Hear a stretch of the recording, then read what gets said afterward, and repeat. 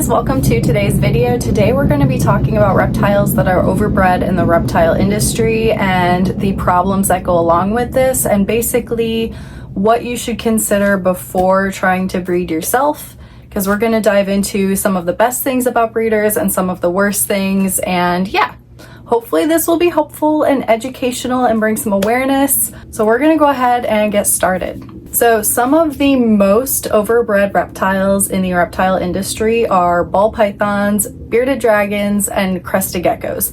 These reptiles are all so popular in the reptile hobby, and that popularity created a lot of demand, and they're also pretty easy to breed. So a lot of people have gotten into it. You can see them at any type of pet store, reptile store, or usually reptile show. There's going to be like copious amounts of all of these animals there because they are so overbred and there are just so many available. So we're going to talk about some of the problems with this. When reptiles are overbred, it can cause a lot of different issues. Some of the issues can be genetic diversity, inbreeding, and potential health problems in the animals. Having all of these animals being bred in such high numbers means that they're not always going to be able to find suitable homes for all of these animals. It can lead to a lot of animals being in rescue. And even if you're looking for specifically one of these types of animals, because they're so overbred and there's so many of them, it's best to just go to a rescue because there are so many rescues that have all of these animals that need suitable homes. So it's another thing to consider. Another issue with all of the overbred reptiles in the reptile hobby are all of the health issues that it can lead to. Some of the health issues are the susceptibility to diseases, developmental abnormalities, and a reduced lifespan. A lot of these animals in particular, the ball python, the bearded dragon, and even the crested gecko, they all come in so many different morphs, and that's another huge reason why so many of them are overbred. And it's become a really big hobby for a lot of breeders, especially because if they breed new morphs that are crazy, they can get a lot of money from it. And unfortunately, some of these morphs can cause a lot of health issues. The animals may not live very long, or they just may have to deal with genetic health issues that there's really no way to correct. And they just have to live their life that way just because the breeders are creating something that looks a pretty color that we would want to buy, and they could get a lot of money for it. So there's just a lot of different issues with all of these animals because they're overbred, and a lot of it has to do with the different morphs that there are. And it's fun for everyone in the hobby. We all can appreciate a gorgeous animal, a really cool morph with a really pretty color, but there's a little bit of ethical issues that do come into play when people are still, putting the priority of a pretty color over the health and well-being of the animal. So now I want to talk about some of the responsible breeding practices that reputable breeders do, and things that they consider and things that they do, and what makes them good breeders. Number one is genetic diversity. This means that they are not breeding, inbreeding a lot of reptiles, which is what a lot of people do, unfortunately, especially if it's a breeder that's just kind of willy-nilly doing things and not really knowing what they're doing. But someone that knows what they're doing will know that they need a good genetic pool, and they need to, have diversity within it to create all of these different genes and make a good new animal. A good breeder knows what they're doing and will constantly be trying to increase the genetic pool within their breeding practices. So someone that doesn't really know what they're doing may not have any awareness of this, and they may be breeding multiple animals and then down the line breeding those animals with each other and creating inbreeding down the line. So someone that is more qualified and understands this will constantly be getting new animals to get new genes into the pool and create healthy animals rather than inbreeding down the line with what they already have. The second thing that they'll do is they will have a careful selection of breeding stock. So they're going to make sure that the animals that they are breeding are healthy. They're going to have things that they want to carry down in the genetic line for future animals. So someone that doesn't really know what they're doing, maybe doesn't understand how to do that. They don't really know like if it's a health issue or what's going on with an animal. They just think, oh, it's a pretty color, I'm just going to breed it. that's not the best thing to do. So a good breeder will know right from wrong and will know which animals are a good standard to breed from to make sure that at the very least the outcome is going to produce healthy animals. And then the third thing that a responsible breeder will do is so basic, but it's so important, and so many don't do this, and it's just having proper care of their animals. There are so many horror stories I've seen of breeders that just keep their animals in horrid conditions. Especially as breeders, it means that they have a surplus of animals. They have a lot of animals because they have babies, they have all the adults that they're breeding, they have a lot of animals most likely. And it can be harder to care for all of those animals when you have so many of them, and it's hard to give, attention to detail. But at the very least, they all need to be given what they need: food, water, and a clean environment. And sadly, not all breeders are able to achieve that, and they just don't put that effort in as much because they're more focused on breeding the animals and getting the money rather than taking care of the animals that they have. So yeah, now we're pretty much going to dive into the negative side of breeding and the things that they do, which basically I was just talking about, the people that don't give proper care to their animals. They have a dirty facility. They are not making sure that the animals are in a healthy environment, which can lead to health issues, and then they're most likely going to be breeding unhealthy animals and creating more unhealthy animals for other people. And it's just a vicious cycle. So that's why it's so important to make sure that you are getting animals from a good breeder, because if you're getting one from a bad breeder, it can come with so many different issues, and it's just really sad to see. Bad breeders will also, again, they will just prioritize the money they can make from certain morphs over the quality of the animal and the health and the well-being. So that's just, and it's sad because most people, not most people, but a lot of people that get into breeding, it seems that they're doing it because of the morphs. Like, that is their main reason, the morphs and the money.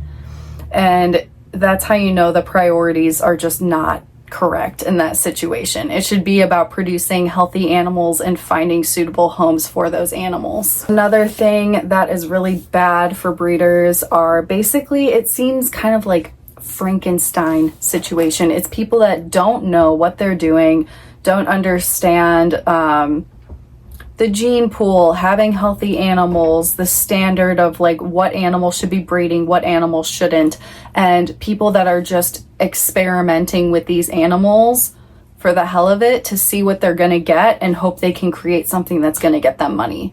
It seems like a lot of people just do that, unfortunately, and it's sad because there is no like license required for any of this. Like, any person can just breed and call themselves a breeder. And that's what's really scary, and that's what makes it so hard to find a good breeder in the reptile hobby, because everyone, of course, is going to say they're great and they're doing a wonderful job, but not all of them are actually as knowledgeable as you would expect them to be. And a lot of them are just experimenting and just have really bad priorities, and the priority is not creating healthy animals. Another thing that I wanted to bring up in this video, it's strange because I have experienced it myself, and it is that people say that if you keep reptiles, it's like the beginner stage and the next step is that you're going to breed them. And that's like a standard, as if everyone in the hobby is going to breed at some point, and that's completely normal. I do not like this at all. I absolutely don't like it. And I did try breeding myself with crested geckos, so that's why I feel like I have experience in this, and I did it firsthand, and it's why I wanted to create this video, because I did it. Again, I'm not like licensed, experienced. I just did it to try it out because it seemed fun, and it was a lot of fun. But the issue was I had all of these babies, and there are already so many available in the hobby, literally anywhere. So I was having a hard time selling them. I was trying to sell them at a reptile store, and it was taking a while for them to sell even there.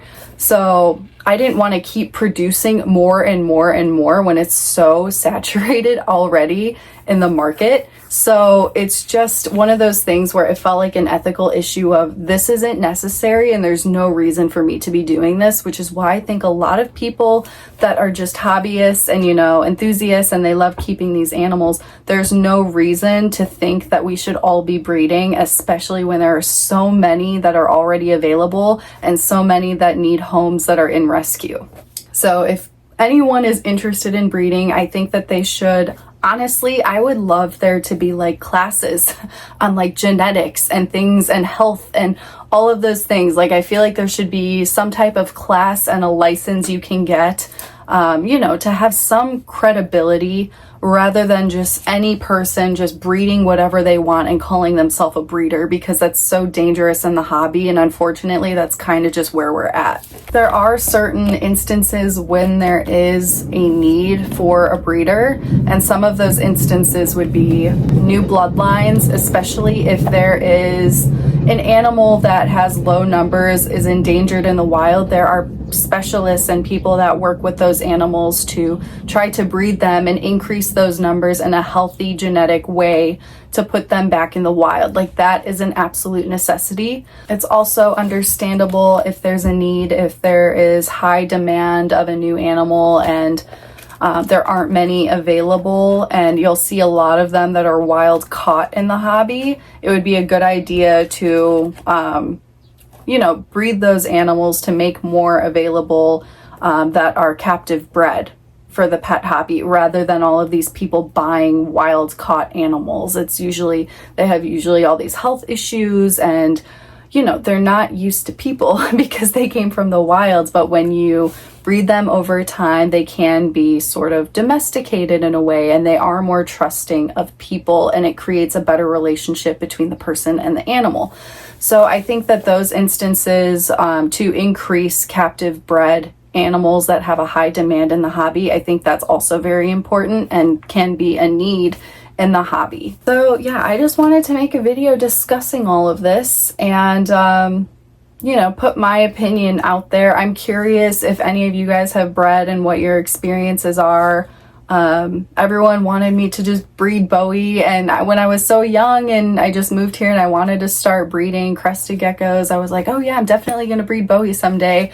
But then I just learned, like, there's no need for it. There really isn't. I don't think I think it would be a negative thing if every single reptile keeper felt that the next step in their reptile keeping experience is to breed. I don't think it's for everyone. I think there should be more regulation for it and more education as well, like even courses and classes to take to understand genetics to properly create healthy animals, rather than people just doing whatever they're going to do, see what they're going to get, producing unhealthy animals and inbreeding them down the line and calling yourself a great breeder, because unfortunately I feel like this happens all the time.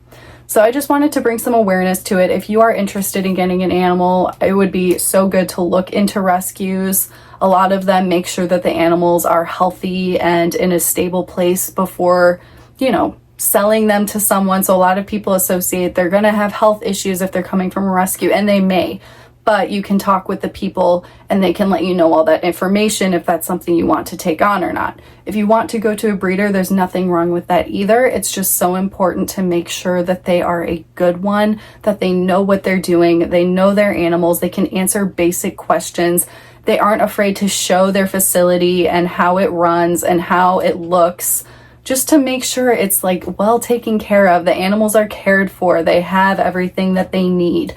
When you're starting to see people that are kind of shady and hiding their practices and they don't really know information that they should know about their animals, those are all red flags and definitely reasons to avoid them.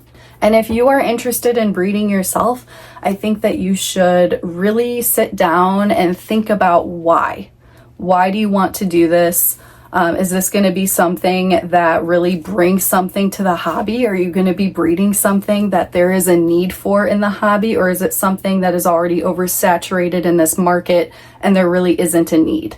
Are you doing it because you want to make money off of morphs? Or are you doing it because you feel there's a need to produce a healthy version of this animal? Like, those are the things that I think need to be thought about before making a decision to do something like this. And if you are going to go through with it, I would recommend doing so much research beforehand to understand breeding and genetics and healthy animals at the bare minimum. So if you are looking to get a bearded dragon, a ball python, or a crested gecko, because there are so many in the hobby, you just want to make sure you're getting them from a good place. They are healthy.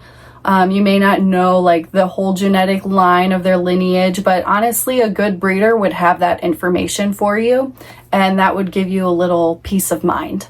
Also, it's good to do research and make sure that you are avoiding morphs that can have potential genetic issues, like ball pythons, the spider morph. I think the champagne morph is another one that has genetic issues. These are things to be aware of and things to avoid. I think that these animals should not be bred.